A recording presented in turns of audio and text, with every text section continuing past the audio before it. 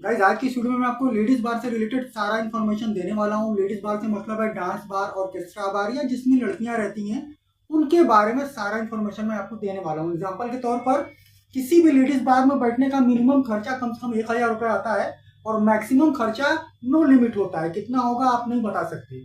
किसी भी लेडीज बार या ऑर्केस्ट्रा बार में बियर का प्राइस 600 रुपए से लेकर 1,000 रुपए तक होता है। इस टाइप के जो लेडीज बार या डांस बार या ऑर्केस्ट्रा बार होते हैं इसमें कोई आम आदमी नहीं बैठ सकता है, ये मैं आपको गारंटी के साथ बता सकता हूँ।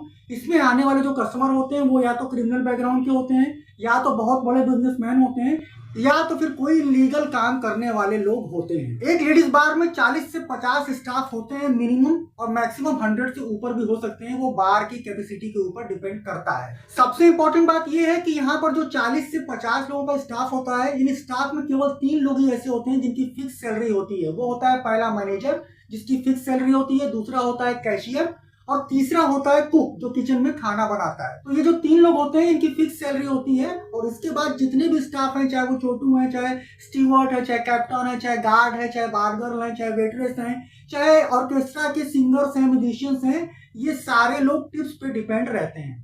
इनकी कोई फिक्स सैलरी नहीं होती है। गाइस नॉर्मली जो लेडीज बार या ऑर्केस्ट्रा बार होता है ये शाम को 5 बजे से इसका काम शुरू हो जाता है। 5 बजे से जो छोटू वगैरह होते हैं वो झाड़ू पोछा का काम करना शुरू कर देते हैं, टेबल्स को चमकाना, ग्लास को वाइप करना, ये सारा काम शुरू कर देते हैं।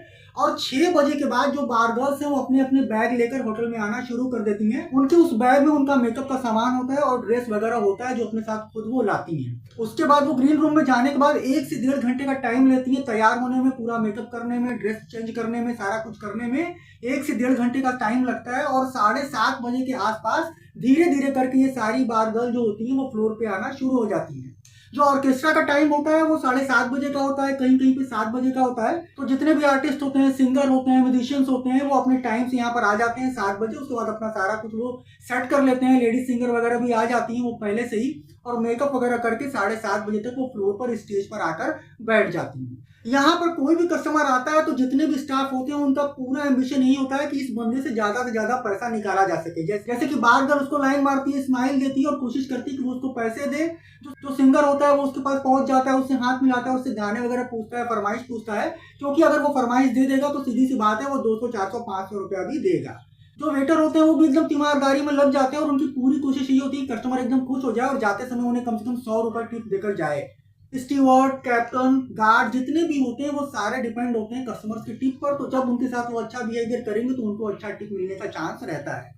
बार का जो ऑनर होता है वो लड़कियों के कलेक्शन में से, यानी जो लड़कियां वहां पर बार गर्ल खड़ी होती हैं उनके ऊपर जो लोग पैसे उड़ाते हैं, पैसे देते हैं। अगर आप मान लो कि किसी बार गर्ल को 10,000 रुपए मिले टोटल पूरी नाइट में, लोगों ने उसके ऊपर उड़ाया दिया, तो उसमें से 6,000 रुपए उस बार गर्ल को दे दिया जाता है और 4,000 रुपए होटल का जो है कट जाता है। सेम यही चीज ऑर्केस्ट्रा ग्रुप के साथ भी होता है। अगर ऑर्केस्ट्रा का कलेक्शन सपोज मान लीजिए 10,000 रुपए होता है तो उसमें से 40-40% जो होता है, यानी 4,000 रुपए जो होता है वो कट जाता है होटल का, काउंटर का, और 6,000 रुपए जो उस ग्रुप का ऑर्गेनाइजर होता है उसको दे दिया जाता है। और उसके बाद उस 6,000 में से ही ऑर्गेनाइजर सारे आर्टिस्ट सिंगर लोग को पेमेंट करता है। ये मैं एक एग्जाम्पल आपको बता रहा हूँ। यानी सब मिला जुलाकर कहने का मतलब ये होता है कि बार ऑनर सारे लोगों से जो कलेक्शन होता है, ऑर्केस्ट्रा का जो कलेक्शन होता है, लड़कियों का जो कलेक्शन होता है, उस कलेक्शन में से 40% ले लेता है। यही बार ऑनर की सबसे बड़ी कमाई होती है। और उसके साथ साथ लीकर और बियर जो कि 4 गुने 5 गुने दाम पर वहां पर बेचा जाता है, उससे भी बार ओनर की अच्छी खासी कमाई होती है। नॉर्मली ये जो बार होते हैं, लेडीज बार या ऑर्केस्ट्रा बार या डांस बार जो होते हैं,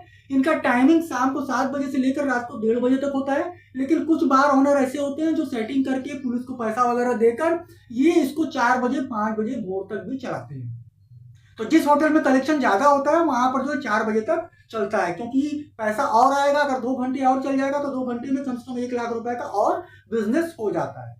तो नॉर्मली जो बार ओनर होते हैं वो स्टाफ लोगों को कोई सैलरी नहीं देते हैं, वो सारे लोग टिप्स पे होते हैं। हाँ, बस उनको खाने के लिए दाल राइस जो होता है वो सारे स्टाफ के लिए फ्री होता है। लेकिन इस दाल राइस को नॉर्मली कोई बार गर्ल नहीं खाती है। बार गर्ल अपना खाना बाहर से ऑर्डर करके मंगवा लेती है या किचन में खुद ऑर्डर करती है, जिसका कि वो पेमेंट करती है। और यही सेम काम ऑर्केस्ट्रा वाले भी करते हैं। ऑर्केस्ट्रा वाले कभी स्टाफ का खाना नहीं खाते। मैं इतने टाइम तक मैंने वहां पर काम किया एज अ सिंगर, लेकिन मैंने कभी भी स्टाफ का दाल राइस नहीं खाया। मैं हमेशा अपना खाना ऑर्डर करता था किचन से और उसका जो पेमेंट होता था वो पेमेंट मैं करता था।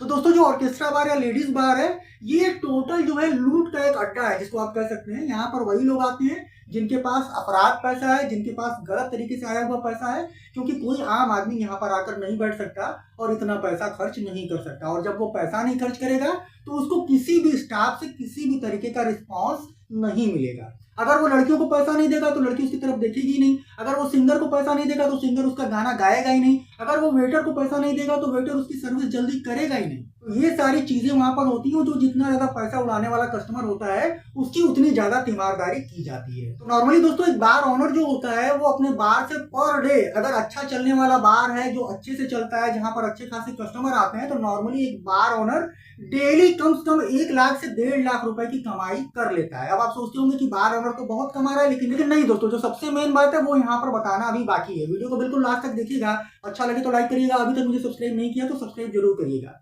ये बात सही है कि बार ओनर डेली मिनिमम 1 लाख रुपए तक कमा लेता है। लड़कियों के पैसे से अपना कमीशन लेकर, ऑर्केस्ट्रा के जो है कलेक्शन से अपना कमीशन लेकर, और लीकर को 5 गुना ज्यादा दाम पर बेचकर अच्छा खासा पैसा कमाता है। लेकिन उसके साथ साथ बार ओनर के ऊपर बहुत सारी रिस्पॉन्सिबिलिटी भी होती है। लाइक उसको जो है पैसा भी पेड करना होता है, हफ्ता देना होता है, क्योंकि बिना हफ्ता दिए हुए कोई भी होटल या कोई भी लेडीज बार, डांस बार या ऑर्केस्ट्रा बार मुंबई में नहीं चलता है। हर बार का हफ्ता फिक्स होता है, तो वो हफ्ता भी देना होता है। तो बार ओनर का जो सबसे बड़ा लॉस होता है वो हफ्ता देने में जाता है। और दूसरी बात, बाकी सारी चीजें हैं जो वहां पर करना पड़ता है। लाइक जो है बार का डेकोरेशन हमेशा कंप्लीट करना, हमेशा जो है अच्छी अच्छी डिजाइन वहां पर, जिसको इंटीरियर डिजाइन कहा जाता है, उसको अच्छे से करवाना। जो वहां पर फर्नीचर लगे हुए हैं, सोफे लगे हुए हैं या टेबल्स लगे हुए हैं, वो अच्छी क्वालिटी के रखना। इन सारी चीजों को मेंटेन करने में भी बार ओनर का अच्छा खासा पैसा खर्च होता है। और कभी कभी जब रेट पड़ जाती है, बार पे कुछ ऐसा प्रॉब्लम आ जाता है, तो उस टाइम पे बार ओनर को और ज्यादा पैसा देना पड़ता है अपने बार को सेव करने के लिए, सील होने से बचाने के लिए, और अपने स्टाफ लोगों को जेल जाने से बचाने के लिए। तो दोस्तों बार ओनर का भी अच्छा खासा खर्चा होता है, ऐसी बात नहीं कि खर्चा नहीं होता है। बार ओनर अच्छा खासा खर्च करता है, रिस्क लेता है, सबसे बड़ी बात, और उसके बाद वो इतना पैसा कमाता है। नॉर्मली मुंबई में जो बार ओनर्स हैं वो साउथ के हैं, कर्नाटक के, शेट्टी अन्ना लोग जो हैं वही नॉर्मली ज्यादातर जो है वो शेट्टी अन्ना लोग के कब्जे में ही मुंबई के सारे बार हैं। इस काम को करने में सबसे ज्यादा इंटरेस्टेड अन्ना लोग होते हैं, और सबसे ज्यादा बार ओनर्स जो मैंने मुंबई में देखा है वो शेट्टी होते हैं। तो आज की वीडियो में इतना है दोस्तों। अगर आपको ये वीडियो अच्छा लगा हो यार तो लाइक करना, अभी तक मुझे सब्सक्राइब नहीं किया है तो सब्सक्राइब जरूर करना। मैं आप लोगों से फिर मिलूंगा किसी बहुत काम के और दमदार वीडियो के साथ। तब तक के लिए goodbye, thank you so much for watching this video.